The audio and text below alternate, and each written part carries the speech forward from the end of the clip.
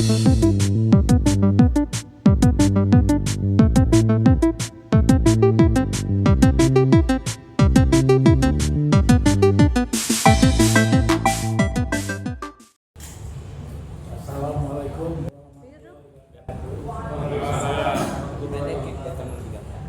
Saya setiap kali datang ke kantor Kodam semakin yakin, semakin gembira bahwa perubahan. Jangan sibuk ngurusin pemilu 2024. Kalau ada aktivis ikut-ikutan pemilu 2004, jadi tim ses ini, tim ses itu, norak, kampungan.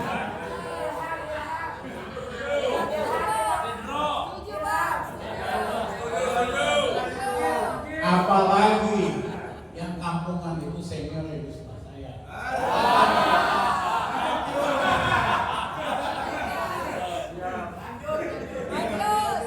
Kalau beliau ini dapat kenikmatan, kemudian yang bela yang kuasa, wajar kan? Kita rela. Ini kenikmatan kagak dapat, terus bela.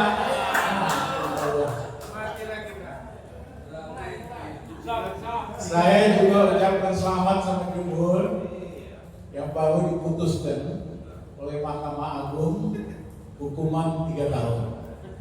Belum. Bukan, seandainya betul 3 tahun, motivasi kita buat mendorong lebih tinggi lagi.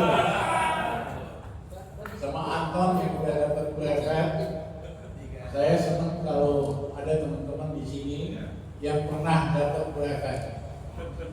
Artinya pernah ditangkap, pernah diadili, pernah di penjara.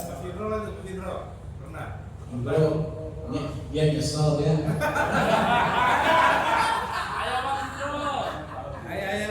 Jangan-jangan ijazah perjuangannya palsu.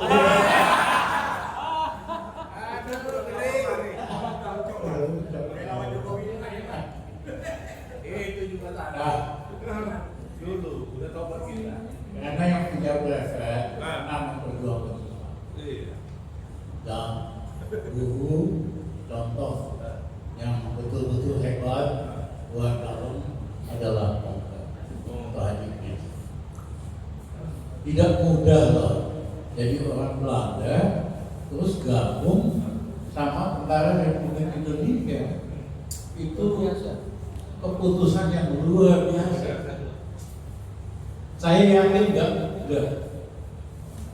Ya, tapi moga karena prinsip kemanusiaannya, prinsip nggak suka menindas orang lain,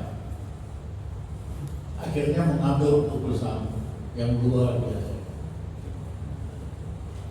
Kita harus angkat topi bukan karena bangga bela Indonesia kayak merdeka, tapi ada orang-orang yang konsisten memperjuangkan kemanusiaan, memperjuangkan hak asasi dimanapun dia berada. Saya baru kenal putrinya Vincent, Galinda, Belanda. Biasanya dia Sunda, bisa bahasa Sunda. Perjalanan itu. Belanda.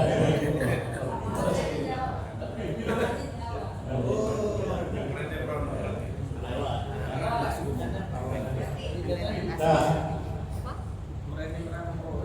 hari ini semakin perlu kita belajar.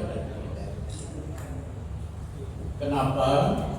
Ini pemerintah makin lama makin otoriter. Penjelasannya sederhana. Karena Jokowi tidak pernah berjuang menegakkan demokrasi dan dia diuntungkan oleh sistem demokrasi. ya kan? Yang sebelah senyum. Sehingga orang biasa bisa jadi presiden. Tapi begitu dia berkuasa, demokrasi dia preteli, dia pangkas. Undang-undang KPK, Omnibus Law, ya kan? Yang sebelah. Saya sekali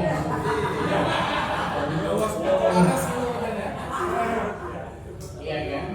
KUHP, ini draft KUHP ini betul-betul draft pemerintahan otoriter. Kita mesti lawan, ya lawannya ada dua. Kita tekan supaya undang-undangnya dibatalkan, atau Jokowi kita ganti. Itu ada korek.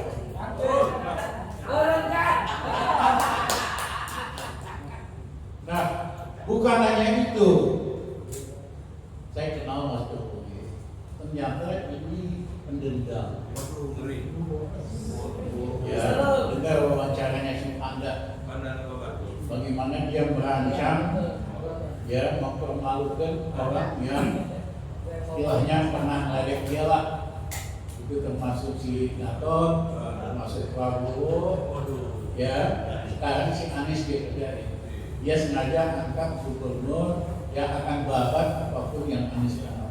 Ya, jalur sepeda udah diambil. Kok bisa pemimpin wawasannya sedemikian picik? Kok bisa pemimpin memelihara dendam? Dan dendam itu tidak ideologis. Biasanya kan orang perbedaan ideologi musuh karena ideologi. Ini hanya karena personal. Ya, dan menurut saya ini kita harus selesaikan secepatnya.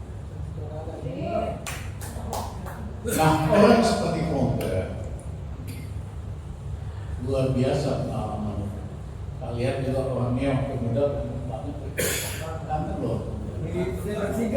Waduh, merit spesifik. Datang bagus ya. Iya. Iya kan, pasti banyak yang naksir kalau dia. Apa? Tapi orang itu berani karena keyakinan. Jadi bukan berani karena diajak temannya, bukan berani karena dibayari. Buzzer itu berani banget, tapi berbayar. Influencer, rupiah, berbayar.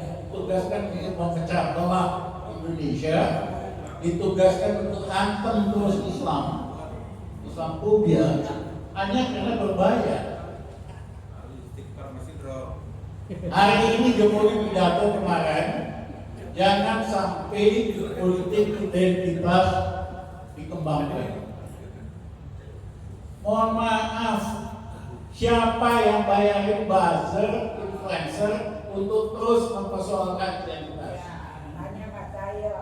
Bisa-bisanya ngomong kayak begitu, tindakannya lain lagi. Ini kan gaya bukan pegang-pegang. Ya kan? Bukan. Apa ya? Solo feudal yang kayak gitu. Baik-baikin, usut dari belakang. Baik-baikin, ajar dari belakang. Ya. Saya udah kenyang, saya gampang. Saya punya sosial media, misalnya Twitter. Begitu saya nyinggung Jokowi, puluhan ribu itu mereka di sini, mereka semua. Sehingga kita baca poll sendiri nggak bisa. Saya ada staff saya bersihin aja tiap malam. Nah, identifikasinya gampang, bahasanya miskin kata-kata, miskin logika, miskin fakta. Gua bingung muridnya Indo kok kayak begini.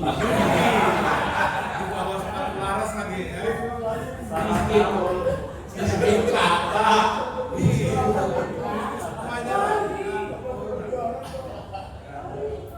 Nah, menurut saya mereka itulah yang merusak Indonesia, mengalihkan isu. Harusnya kan fokus kita kepada keadilan, kesejahteraan rakyat, kemakmuran, perbaikan ekonomi. Tapi dikocak terus seolah-olah isu Indonesia ini hanya Islam radikal dan plural. Ini membuat minoritas, abangan, nasionalis yang sempit selalu membayangkan kalau radikal berkuasa di Indonesia jadi Syria, jadi Afghanistan.